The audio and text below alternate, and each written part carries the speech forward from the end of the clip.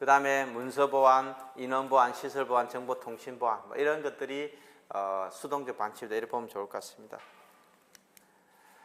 그래서 정보수집, 방첩활동 형태와 기능을 보면 정보수집입니다. 정보기관의 조직체계와 조직 개편들 이런 걸 보는 거죠. 그래서 뭐 우리가 기능별로 조직이 구성되어 있는지, 목표별로 되어 있는지, 뭐 어느 나라, 뭐 대륙별로 어떻게 구성되어 있는지 이런 것들 보면은 자기들이 중요하게 생각하는 이슈가 달라지는 거죠. 그런 것들이 조직의 변화 같은 거 우리가 뭐 3차 장제를 만들었다 없앴다 이러면은 뭐예요? 과학기술이라든지 기술 정보에 대해서 우리 국정원이 어느 정도의 비중을 두고 있는지 이런 것들 볼 수 있고 예산, 인원 뭐 이런 게 굉장히 중요한. 그래서 인원이나 예산이나 이런 것 자체가 비밀인 거죠. 그것만 보면은 변화를 보면은 조직의 임무라든지 능력들 모든 걸 다 알 수 있습니다.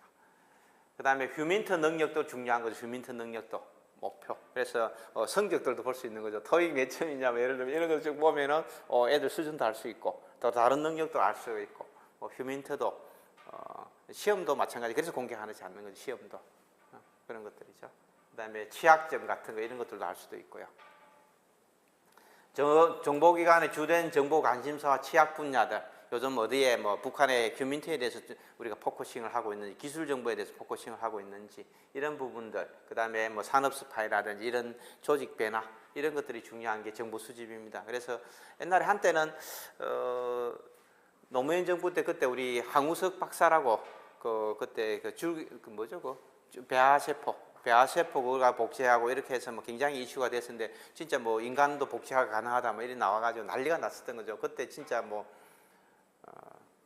우리나라가 세계 최고의 바이오 선진국이 될 수 있다고 생각하고 사람들이 이미 꿈에 부풀어 있었던 거죠. 뭐 노하우 있다고 그랬으니까. 그래서 뭐 전 세계 뭐 이스라엘, 모사드, CIA, 뭐 러시아의 정보기관 전부 다 서울에 다 모여 있다고 실제 그랬습니다. 2005년도, 6년도 이때 난리가 났었습니다. 난리가 났어요. 근데 이제 그게 뭐 구라였다 이렇게 이제 나와가지고 이렇게 하는데 어쨌든 뭐 그런 것들입니다. 우리 정보기관의 주된 정보 관심사와 취약 분야가 어디 있는지 이런 걸 좀 보는 거고, 방어 활동은 에이전트는 콘트랙트 된 사람입니다. 그죠?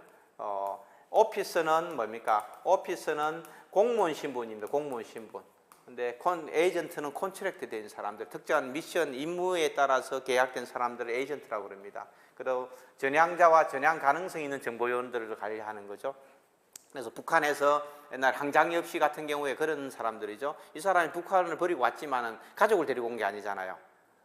그런데 가족을 데리고 오지 않으면은 또 여기서 배신할 수 있는 가족의 협박을 하면은 뭐 이러니까 언제 다시 또 북으로 갈 수도 있는 거고 뭐 그런 부분에 대해서 끊임없이 관리하는 것에서 우리가 세프티 하우스라고 안가에다가 있는 사람들을 이제 어떻게 보면 보호도 해주고 감시도 할 수 있는 게 안가죠. 안가에다가 두고 하는 뭐 이런 것들을 관리하는 건 전향자나 전향 가능성 있는 정보요원들. 그래서 통상적으로 이게 정보 중요한 역할을 하는 정보요원들은 가족들하고 같이 안 보내는 거죠. 모사드도 거기 철저합니다. 가족은 절대 같이 안 보냅니다. 본국에 가족이 있어야 이 사람이 배신을 안 하는 거죠. 마지막에 체포되더라도 자기만 죽으면 끝나는데 배신하게 되면 자녀들하고 가족들이 모든 게 문제가 되기 때문에 절대 배신하지 않는 거죠. 그래서 진짜 중요한 비밀을 갖고 있는 사람들은 가족들을 절대 데리고 외국을 못 가게 하는 거죠. 그래서 북한도 조종사라든지 다른 나라도 거의 비슷합니다. 전투기 조종사도 굉장히 중요한 이슈 중에 하나인데 가족들이 못 갑니다. 가족들이 해외를 거의 못 나가는 거죠. 해외 나갔으면은 일단은 언제든지 망명의 가능성도 있기 때문에 해외를 못 나게 한다든지 일단 나가도 뭡니까 잔중에 한 명 정도는 인질을 잡아두는 거죠. 인질로 다 같이는 못 나가게 하는 거죠. 그런 것들이 좀 있습니다.